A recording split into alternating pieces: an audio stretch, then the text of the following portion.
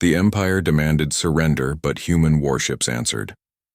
Instead, Captain Lisa Grant stood on the bridge of the USS Defiant, her eyes fixed on the massive view screen. The stars looked the same as they always did from this position near Mars. Orbit. Yet everything had changed in the last hour. "Play it again," she ordered, her voice steady despite the knot in her stomach. The screen flickered, and the alien appeared once more. Its body resembled a large insect with bluish-gray skin. 6 eyes arranged in a circle blinked independently.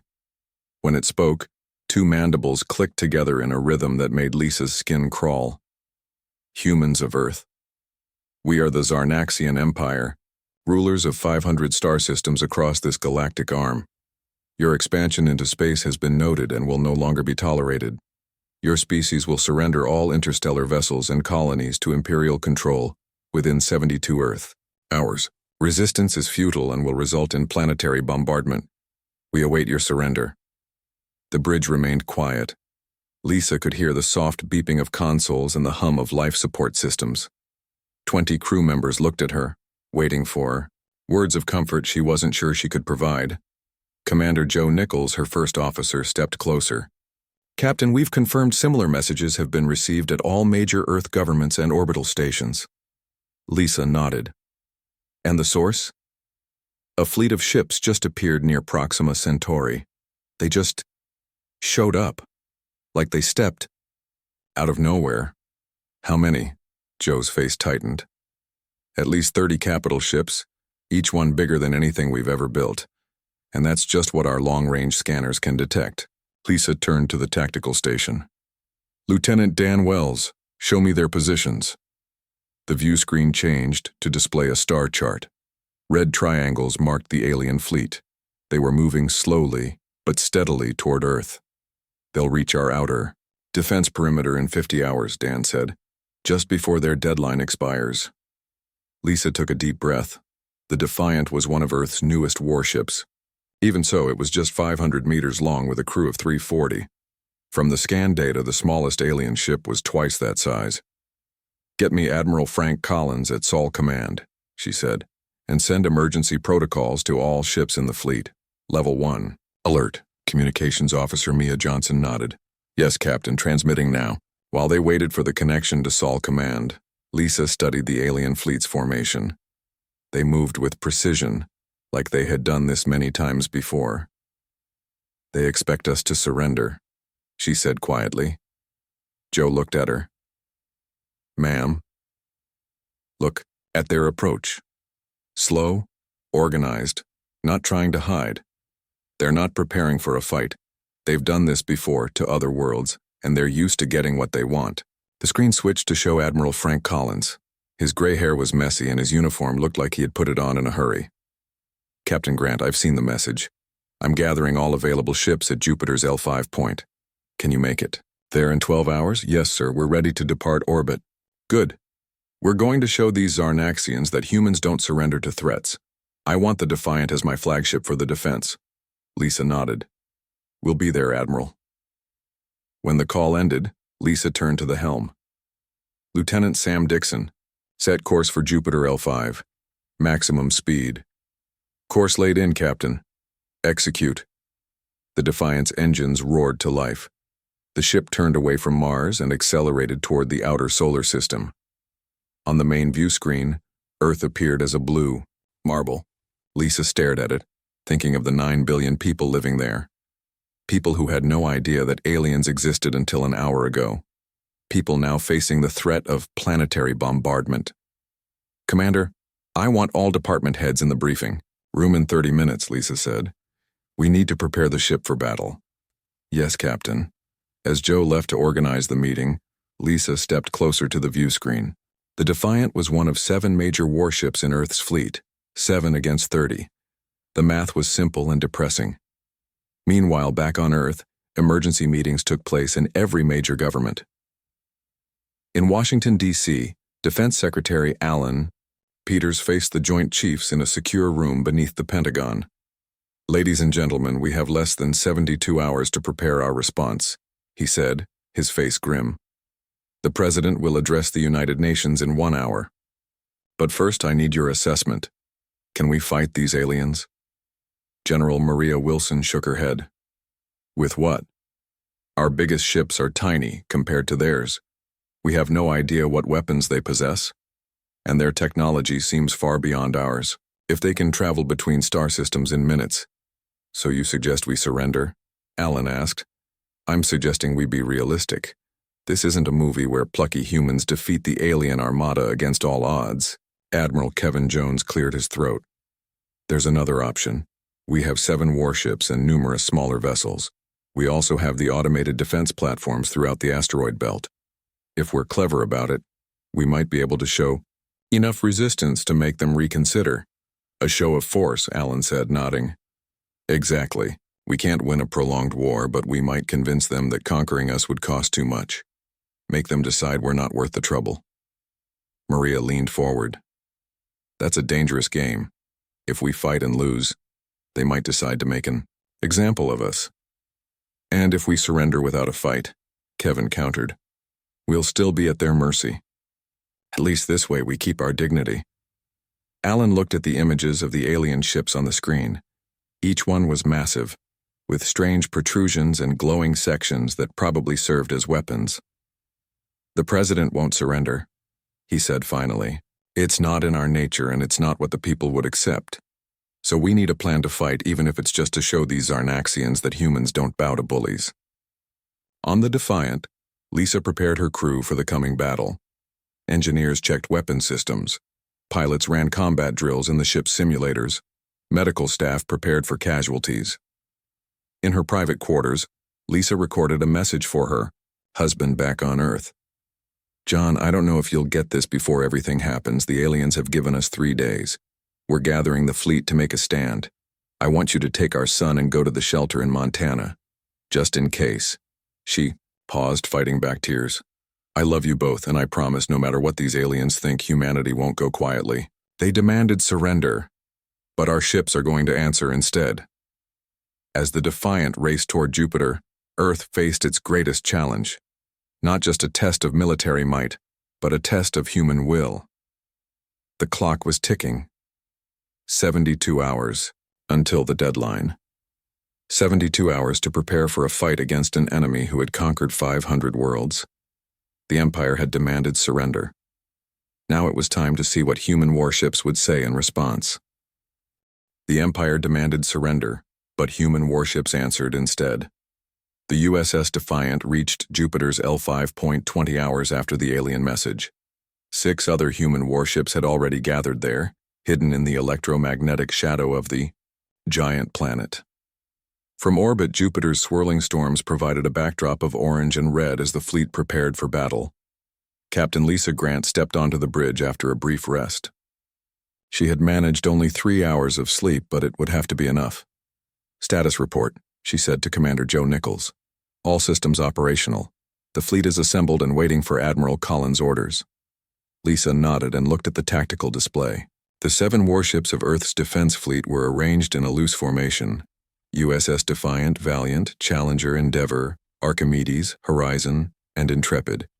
Each represented the best technology humans had developed. And the Zarnaxians?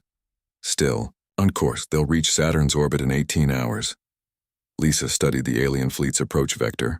The 30 ships maintained their tight formation, seemingly unconcerned about any threat the humans might pose. They're not even trying to hide their movements, she said. No scouts, no attempt to mask their approach. Arrogance, Joe suggested. They don't see us as a threat. Then let's use that against them. A message came through from the ship's engineering section. Captain, this is Chief Engineer Paul Martinez. Request permission to come to the bridge. Granted, Lisa replied. Minutes later, Paul arrived with Lieutenant Kim Young from the Weapons Division. They carried a metal case between them.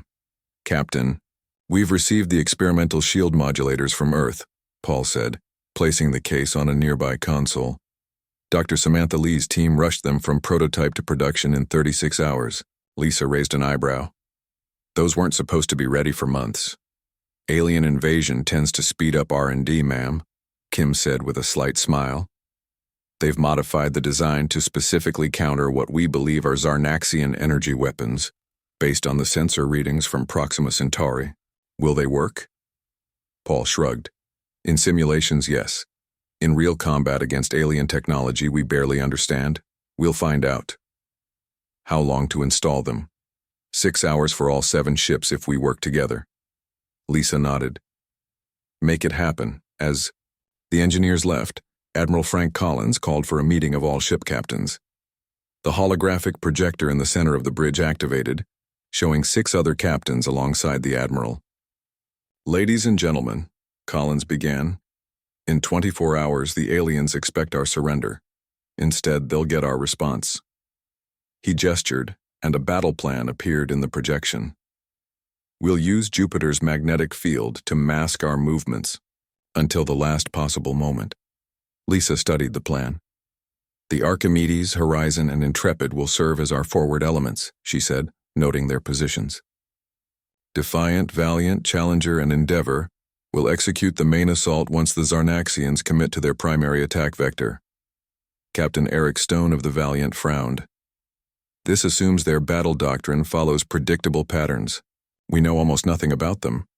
True, Lisa acknowledged. But we do know something they don't. Humans don't respond well to ultimatums. While the captains discussed strategy, crews throughout the fleet worked to prepare their ships. On the Endeavor, medical teams set up emergency triage centers expecting casualties. On the Challenger, weapons officers loaded the last of their nuclear mines designed to attach to enemy hulls. Every ship installed the experimental shield modulators, hoping they would provide some protection against alien weapons. Back on Earth, the situation grew tense. The Zarnaxian ultimatum had been made public, and people around the world reacted with a mixture of fear, defiance, and disbelief. In major cities, some fled to the countryside while others gathered in public places, watching the sky.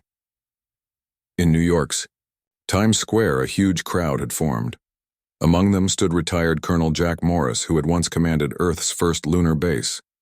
Now he watched the giant screens showing news reports about the approaching alien fleet. A young woman next to him asked, "Do you think we have a chance?" Jack looked at her. She couldn't be more than 20, with her whole life ahead of her. He thought about lying but decided against it. Not much of one, he admitted. But that's never stopped us before. In orbit around Earth, civilian space stations prepared for the worst. The International Space Station, expanded over decades to house 200 scientists and engineers, began evacuation procedures. Only a skeleton crew of volunteers would remain. At the Pentagon, Defense Secretary Alan Peters received updates from the fleet. The automated defense platforms throughout the asteroid belt had been activated, disguised as ordinary mining equipment. Each platform contained missiles and railguns, ready to ambush the alien fighters if they followed expected patterns. It's not enough, General Maria Wilson said, looking at the deployment map. Even with the element of surprise. Alan nodded. Maybe not to win, but enough to make a statement. As the deadline approached, Captain Lisa Grant made a final inspection of the Defiant. The shield modulators had been installed. Weapons were charged. The crew, despite their fear, remained at their posts, determined to face whatever came. Nigh her quarters, Lisa recorded what might be her final log entry. The Zarnaxians demand our surrender in 4 hours. They expect us to bow down out of fear. They've conquered 500 worlds this way. But they've never met humans before. Today we make our stand, not because we expect to win, but because some things matter more than survival. Freedom, dignity, the right to determine our own fate. She paused, thinking of her husband and son on Earth. We may lose this battle, we may even lose Earth, but the Zarnaxians will know they faced a species that didn't surrender. And perhaps, somewhere in the future, that knowledge will matter. On the bridge, Commander Joe Nichols monitored the alien fleet as it passed Saturn's rings. They're still on course, still maintaining formation. No sign they've detected us. Lisa took her captain's chair. All hands to battle stations. Begin Operation Hornet's Nest. Throughout the asteroid belt, the hidden defense platforms powered up their systems ready to ambush the alien fighters. The 7 human warships adjusted their positions within Jupiter's shadow, preparing to break cover at the critical moment. The 72-hour deadline was about to expire. Earth had sent no response to the Zarnaxian ultimatum. Now the silence would be broken not by words but by the actions of human warships. The final hours ticked away. The Empire had demanded surrender. Humanity's answer was coming. The Empire demanded surrender, but human warships answered instead. The 72-hour deadline expired with Earth's answer: silence. No surrender documents, no pleas for mercy, nothing but the quiet determination of a species that refused to. Bow Admiral Bill Rogers watched from Sol Command as the Zarnaxian fleet moved past Mars's orbit. The alien warships looked even more intimidating up close. The largest vessel, presumably their flagship, stretched nearly 3 kilometers from bow to stern. It dwarfed anything humans had ever built. "They're launching fighter craft," announced Communications Officer Diane Taylor. "Hundreds of them." Rogers nodded grimly. "They expected surrender and got defiance instead. Now they'll try to make an example of us." He pressed a button on his command chair. "Execute Operation Hornet's Nest." Throughout the asteroid belt, the seemingly abandoned mining facilities suddenly powered up. Hundreds of automated defense platforms disguised as ordinary extraction equipment revealed hidden weapon systems. As the alien fighters approached, the platforms opened fire. The first wave of Zarnaxian fighters flew directly into the ambush. Missiles streaked through space. Railguns fired metal slugs at incredible speeds. The small alien craft exploded in silent bursts of light and debris. On the Zarnaxian flagship, Supreme Commander Vorex watched in surprise as his forward elements encountered unexpected resistance. "The humans have hidden defenses," he told his officers, "primitive but effectively placed." He made a dismissive gesture with one of his forearms. "A minor inconvenience. Launch all fighter squadrons and proceed with the main fleet." But as more fighters poured into the asteroid belt, the human trap continued to work. The automated platforms adjusted their targeting, focusing on the densest clusters of enemy ships. For every platform the aliens destroyed, they lost multiple fighters. Captain Lisa Grant watched from the Defiance Bridge as the ambush unfolded. "The defense grid is performing better than expected," she noted. "The Zarnaxians are committing more forces to deal with it." Commander Joe Nichols nodded. "Their main fleet is slowing to support the fighter screen. They're concerned about leaving their flanks exposed." "Just as we hoped," Lisa said. "All ships, prepare to execute Maneuver Theta on my mark." She waited, watching as the alien fleet adjusted its formation to deal with the unexpected resistance in the asteroid belt. "Mark!" The 7 human warships broke from Jupiter's shadow, engines burning hot as they accelerated toward the disorganized alien fleet. They were outnumbered 5-1, but the element of surprise was on their side. "They're broadcasting again," said Commander Nichols. The alien commander appeared on screen, his mandibles spread wide in what humans would later learn was an expression of shock. "Your resistance is meaningless. You cannot hope to—" Lisa cut the transmission with a swipe of her hand. "Let our ships do the talking now. Weapons free." The Defiant fired its main railguns, sending tungsten rods hurtling toward the nearest Zarnaxian cruiser. At the same time, the Valiant and Challenger launched nuclear missiles, while the Archimedes, Horizon, and Intrepid moved to engage the enemy fighters. The space around Mars erupted in chaos as human and Zarnaxian forces clashed. For the first time, the experimental shield modulators were tested against alien weapons. Green energy beams struck the Defiant, but the shields held, dispersing much of the force. "Shields at 60%, reported Lieutenant Dan Wells from Tactical. "The modulators are working." Lisa allowed herself a brief smile. "Target their weapons arrays. Concentrate fire with the Valiant." Both human ships focused their attacks on a single Zarnaxian vessel. Under their combined assault, the alien ship's defenses buckled. Explosions rippled along its hull before it went dark, drifting dead in space. "First kill," Joe announced, and a cheer went up from the bridge crew. But the moment of victory was short-lived. 3 Zarnaxian cruisers turned their attention to the horizon, pounding the human ship with energy weapons. Despite the new shields, The horizon took heavy damage. Captain Miller reports fires on decks 3 through 5. Communications Officer Mia Johnson said. They're evacuating those sections but maintaining position. Lisa gripped the arms of her chair. Tell Captain Miller to pull back if necessary. We need every ship to survive this. The battle spread across the inner solar system as human and alien ships maneuvered for advantage. The USS Endeavour executed a daring attack run against an alien carrier, destroying dozens of fighter craft still in their launch bays. The Challenger deployed a spread of mines that caught a Zarnaxian destroyer, tearing it apart, but the humans paid a price for each success. The Intrepid lost its main engines. The Archimedes reported heavy casualties. And the Horizon, despite Captain Olivia Miller's determination, was in danger of breaking apart. On Earth, civilians watched the battle through telescopes and live feeds from military satellites. In Times Square, the crowd that had gathered grew, silent as they watched human ships fighting and dying to protect their world. Colonel Jack Morris looked up at the screens, his face grim but proud. They're making the aliens work for it, he said to those around him, making them pay in blood for what they thought would be an easy conquest. Inside the Pentagon, Defense Secretary Alan Peters received updates on the battle. The Zarnaxians have lost 5 ships, General Maria Wilson reported. But we've lost the Intrepid and the Horizon is crippled. What about the Defiant? Alan asked. Still fighting? Captain Grant is leading a direct assault on the alien flagship. The USS Defiant, along with the Valiant and what remained of the Challenger, pushed through the enemy formation toward the massive Zarnaxian command ship. Their shields weakened with each hit, but they pressed forward.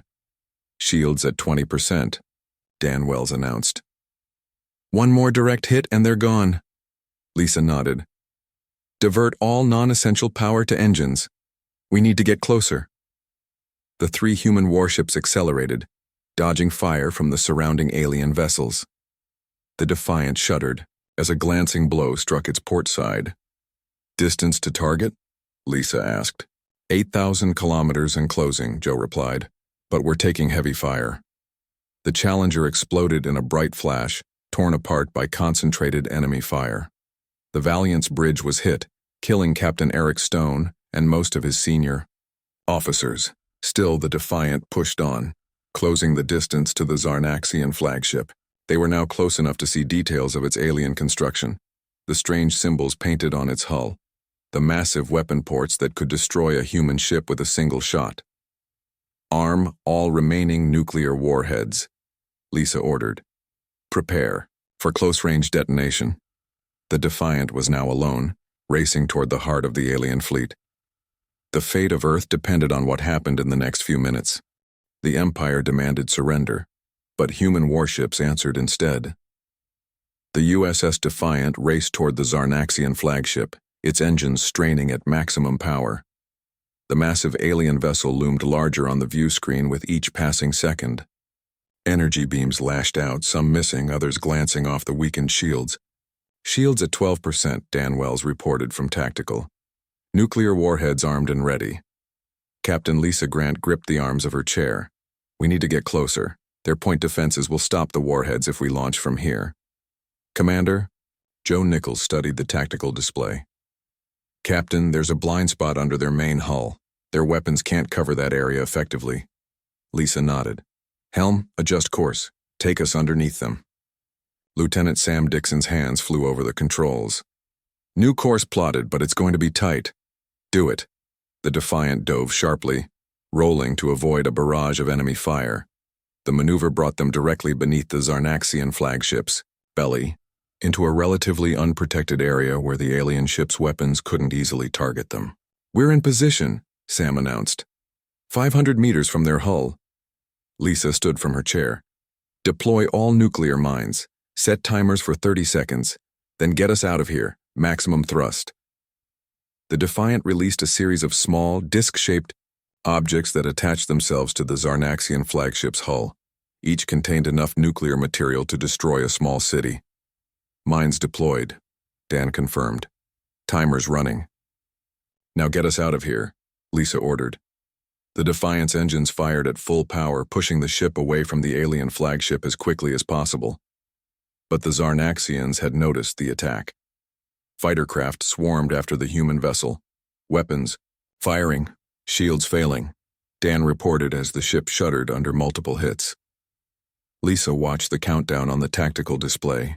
20 seconds until detonation. 15. 10. Brace for impact, she shouted.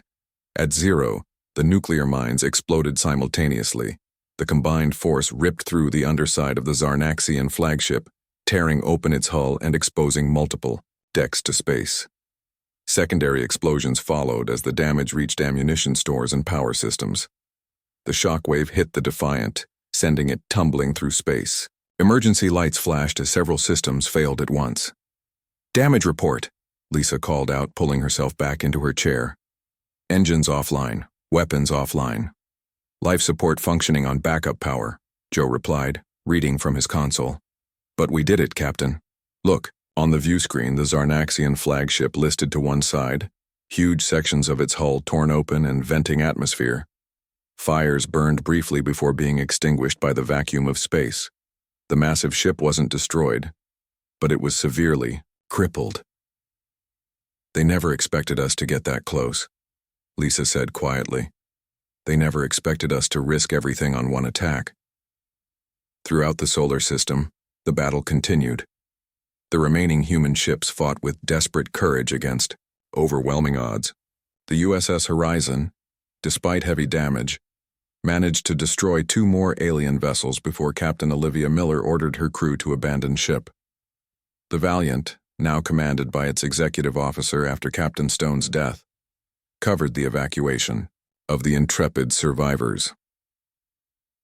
On Earth, Defense Secretary Alan Peters watched the battle unfold with a mixture of pride and sorrow. The Defiant's attack worked, General Maria Wilson reported. The alien flagship is crippled. And our losses? Alan asked. Intrepid destroyed, Horizon abandoned, Challenger gone, Archimedes heavily damaged. Alan nodded grimly. But we've shown them that humanity won't surrender without a fight. The battle had been raging for 6 hours when something unexpected happened. The Zarnaxian fleet began to pull back, retreating toward the orbit of Neptune. The fighters returned to their carrier ships. The damaged flagship limped away, surrounded by escorts. On the Defiant's bridge, the crew watched in disbelief. They're retreating, Joe said, staring at the scanner readings. All of them. Lisa shook her head. Not retreating, regrouping. They still outnumber us. They could still win this fight. So why pull back? Because we surprised them. They expected an easy victory and instead they lost ships. Their flagship is damaged. They need to reconsider their approach. For 3 days, an uneasy calm settled over the solar system. The human fleet used the time to make repairs. The Defiant's engines were brought back online. The surviving crew of the Horizon were distributed among the remaining ships. Earth's defenses were strengthened as much as possible in the limited time. On the 4th day, a new transmission arrived from the Zarnaxian fleet. This time, it was directed specifically to Captain Lisa Grant aboard the Defiant. Put it through, she ordered. The alien commander appeared on screen. He looked different from the one who had issued the ultimatum. His mandibles were scarred, and one of his 6 eyes was clouded. Human vessel, he began, his translated voice less arrogant than before. You fought unexpectedly well. The Empire has not encountered such resistance in 17 cycles. Lisa stood before the camera, her uniform battle-worn but her posture unyielding. Let me be clear, she replied. Earth doesn't bow to empires.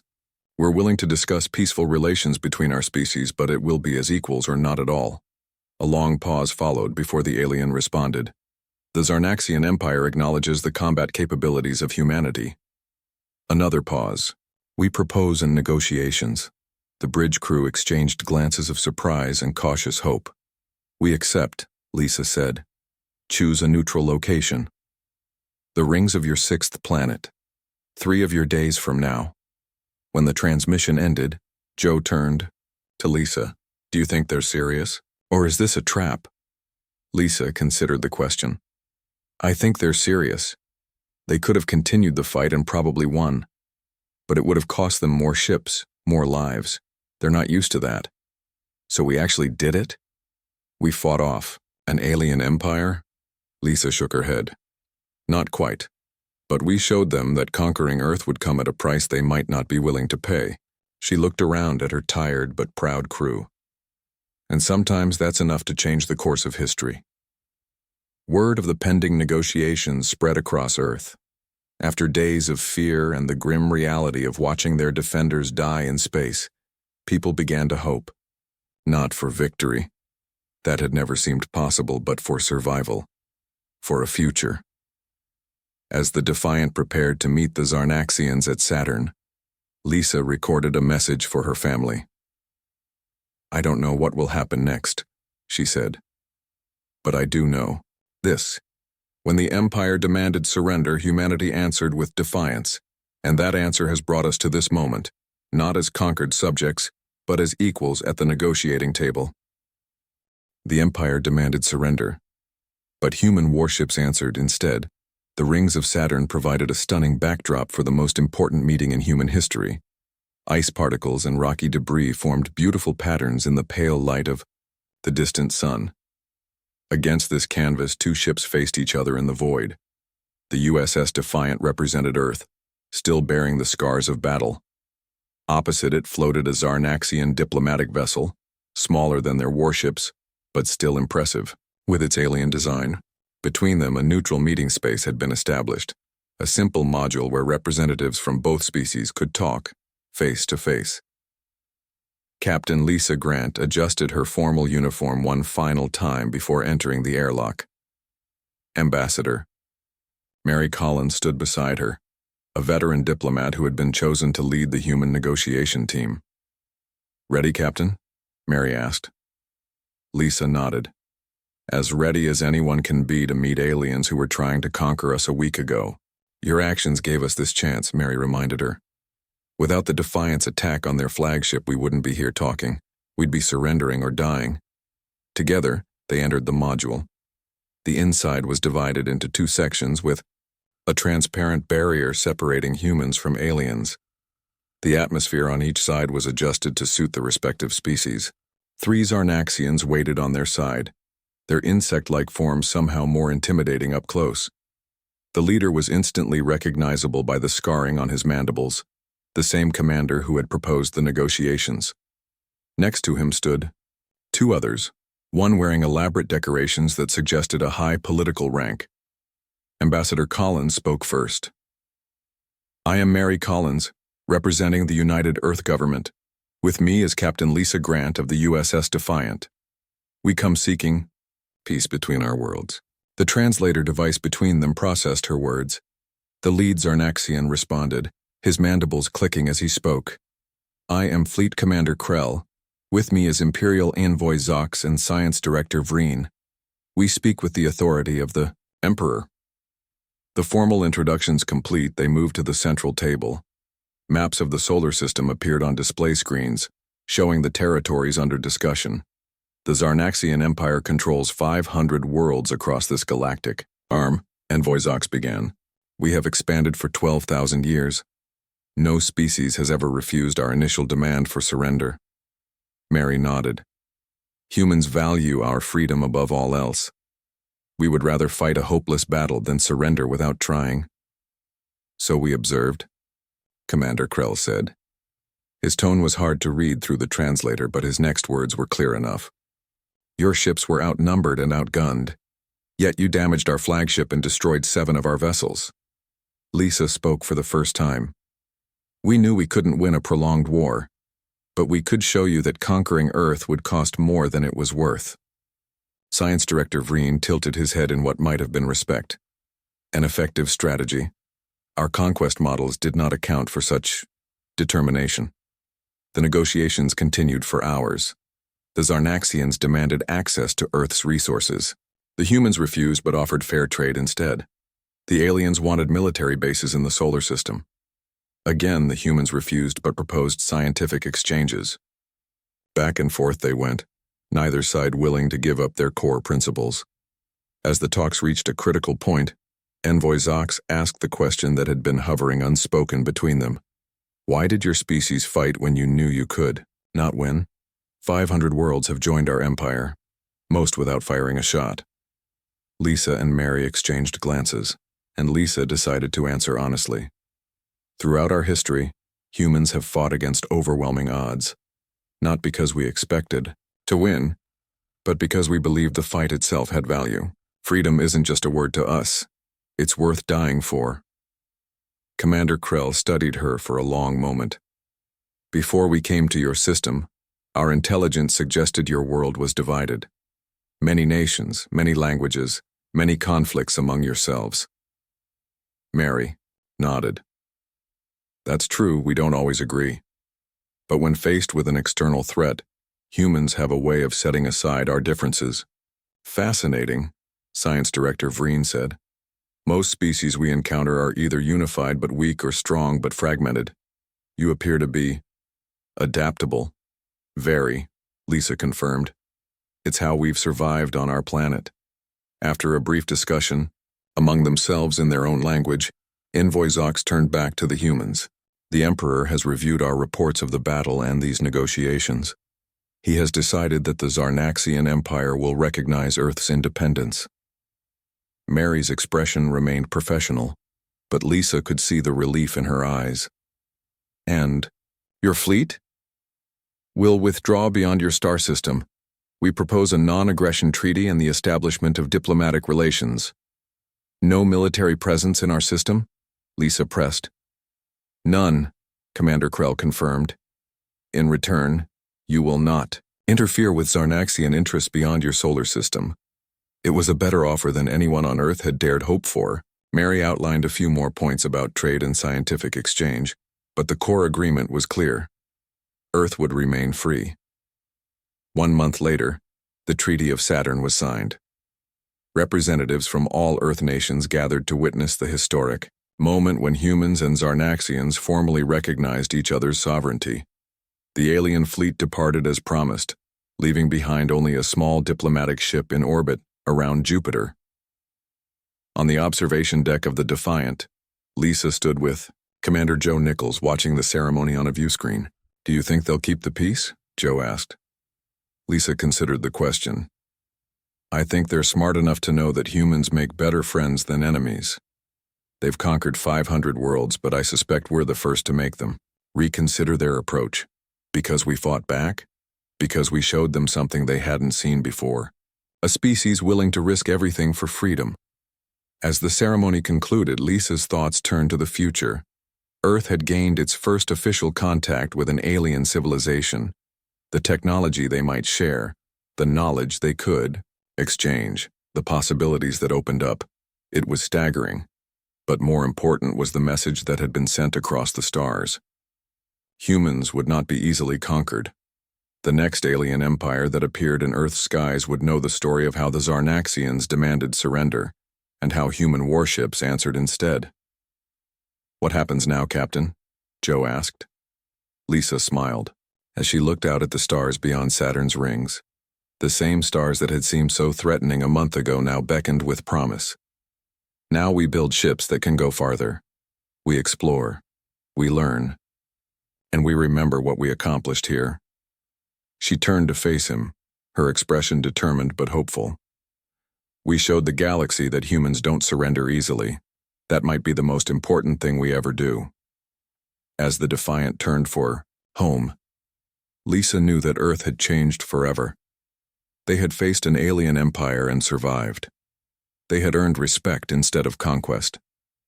And in doing so, they had opened a door to a much larger universe than anyone had imagined. The Empire had demanded surrender. Human warships had answered with defiance, and because of that answer, Earth now looked to the stars not with fear, but with hope.